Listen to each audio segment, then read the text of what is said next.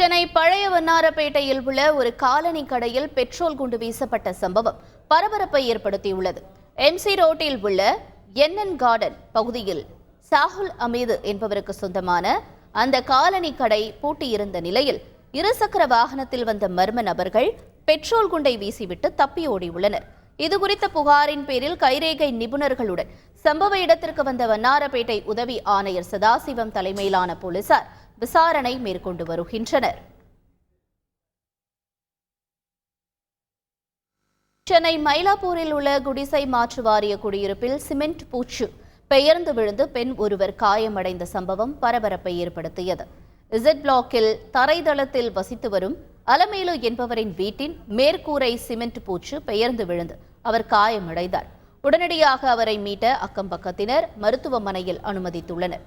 ஏற்கனவே புதிய வீடுகள் கட்டி முடிவு செய்யப்பட நிலையில் ஒரு சில குடியிருப்பு வாசிகளின் ஒத்துழைப்பு இல்லாததால் தள்ளி போவதாக கூறப்படுகிறது. எனவே சம்பந்தப்பட்ட அதிகாரிகள் தலையிட்டு உரிய நடவடிக்கை எடுக்க கோரிக்கை வைத்துள்ளனர். செய்திகளை உடனுக்குடன் தெரிந்து கொள்ள உடனே சப்ஸ்கிரைப் பண்ணுங்க.